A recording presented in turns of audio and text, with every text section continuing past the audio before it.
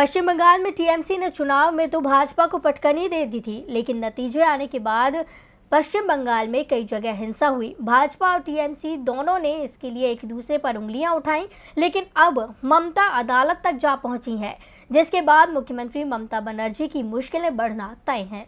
पश्चिम बंगाल में चुनावों के बाद हुई हिंसा में भाजपा और टीएमसी एक बार फिर आमने सामने आ गए हैं। भाजपा ने आरोप लगाया कि टीएमसी कार्यकर्ताओं के नतीजे आने के बाद हिंदुओं के घरों और संपत्तियों में आग लगा दी, लूटपाट की और उनका सामान लूट लिया, क्योंकि उन्होंने विधानसभा चुनाव में भाजपा का समर्थन किया था। जबकि टीएमसी का कहना है कि चुनाव हारने के बाद सत्तारूढ़ टीएमसी को बदनाम करने के इरादे से भाजपा ऐसा कर रही है। इस बीच राज्य में राष्ट्रपति शासन लगाने की मांग भी उठने लगी। इस संबंध में सुप्रीम कोर्ट में एक याचिका भी दायर की गई है, जिसमें केंद्र सरकार को पश्चिम बंगाल में 2 मई से चुनाव के बाद बिगड़ती कानून व्यवस्था के मद्देनजर राष्ट्रपति शासन लगाने के लिए निर्देश देने का अनुरोध किया गया है और अब सुप्रीम कोर्ट उस याचिका पर सुनवाई के लिए सहमत हो गया है।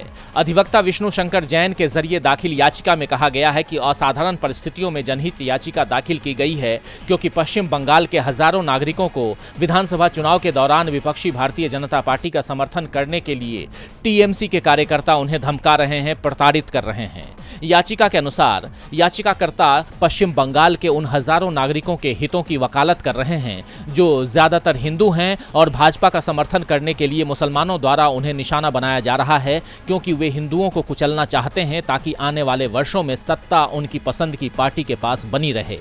याचिका में कहा गया है कि भारत की संप्रभुता और अखंडता के लिए खतरा पैदा करने वाली बिगड़ती स्थिति को ध्यान में रखते हुए अनुच्छेद 355 और अनुच्छेद 356 द्वारा प्रदत्त अपनी शक्ति का प्रयोग करने के लिए केंद्र सरकार को निर्देश दिया जाए। याचिका में केंद्र को राज्य में हालात सामान्य बनाने में प्रशासनिक अधिकारियों की मदद और किसी गड़बड़ी से उनकी रक्षा के लिए सशस्त्र अर्धसैन्य बलों की तैनाती के लिए निर्देश देने का भी आग्रह किया गया है।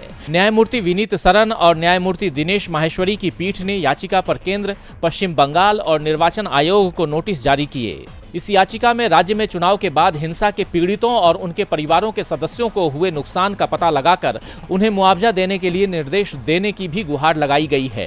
पीठ ने कहा, हम प्रतिवादी नंबर 1 भारत सरकार, प्रतिवादी नंबर 2 पश्चिम बंगाल सरकार और प्रतिवादी नंबर 3 निर्वाचन आयोग को नोटिस जारी कर रहे हैं।